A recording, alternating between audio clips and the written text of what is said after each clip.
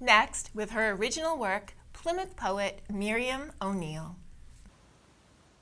Hi, I'm Miriam O'Neal, and I live here in Plymouth.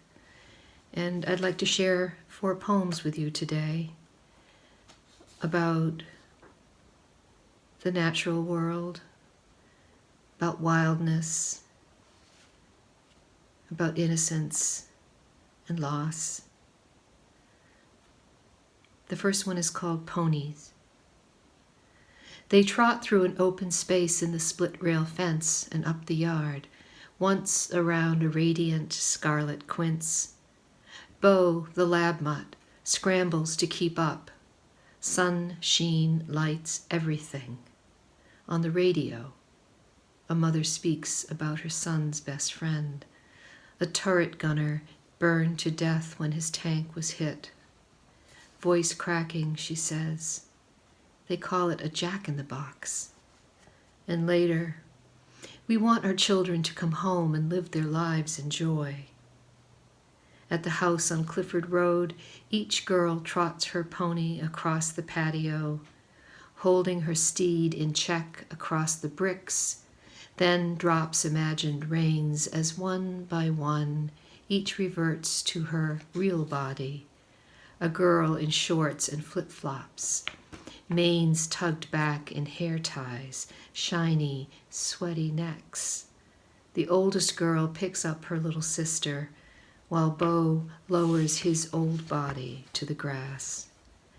Then I'm past them, crossing Shingle Brook, but still seeing the pony's haunches curved in their steady trot, the little girl arms perfect form as they held their reins, elbows close, managing the bit so deftly the pretend horses don't know they're being guided straight to grandmother's door.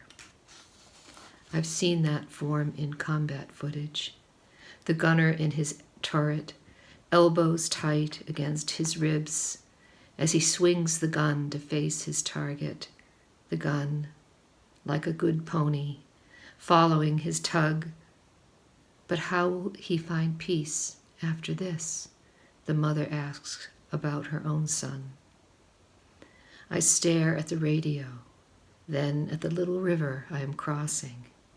In the rearview mirror, I see the girls flop on the grass, golden Jerusalem artichokes towering above their heads, how the smallest pony leads against a bigger sister's chest, at rest in lengthening shadows.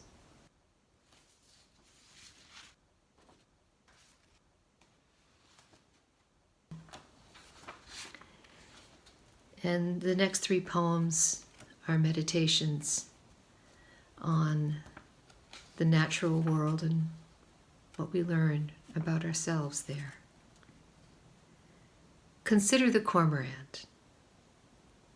After 3 days of rain, Scituate's cliffs straddle the horizon, the furthest slash of coastline seeable from Manomet Point.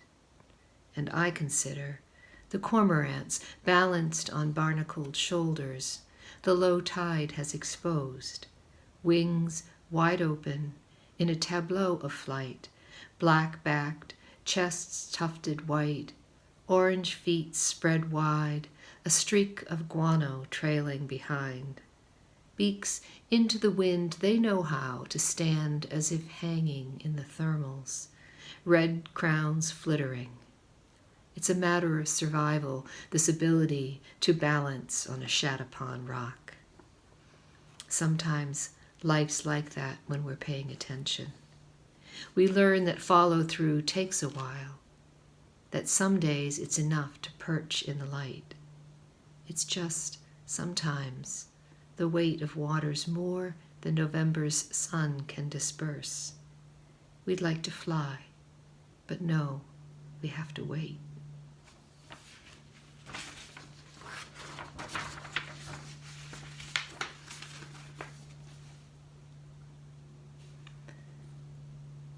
Consider the ox. Consider the ox in his stall, the moon a narrow, gilded wire against the evening sky. Consider the great heart of the ox at rest, lungs winnowing oxygen in the warm barn air. Consider the stones at rest where the ox hauled them that morning, stained to a sheen with September's heavy mist. The day's work done, all night the mice will natter in the loft and fashion valleys the ox can't wander. Whose world is this? Whose world these? Consider the mud and slough of grass and gravel a farm is, the breath and blood and flesh, metal, leather, tin, pleasure in the miracle of tamed things. Consider those who may at any minute be untamed.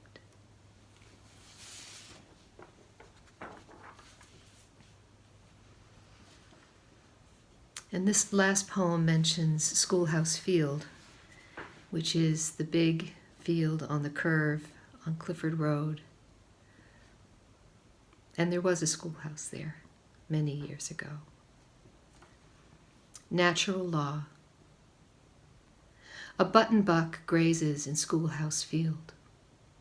The school's been gone 100 years, and cedars, once replaced by hay, have begun to reclaim it. The wild hops in the woods are yellow now, and purple asters frosted brown from early snow. Night spreads its cloak, and the buck fades to black. We turn for home as rain begins, carry the deer, the dark, the cloud-crowded sky with us into the kitchen where lamplight shines in the water dish and the pilot on the oven clicks. We leave a trail of mottled, rotting leaves from boot and paw, a bit of wildness. This is how we live now. These are the rules. Walk awake. Be kind. We are only here for so long. Thanks for listening. Have a really good day. For more of Miriam's work, visit miriamoneal.com. Thank you so much, Miriam, and thank you for staying with us for this episode of Local Matters. From all of us at PAC TV, have a happy and safe week. We'll see you next time.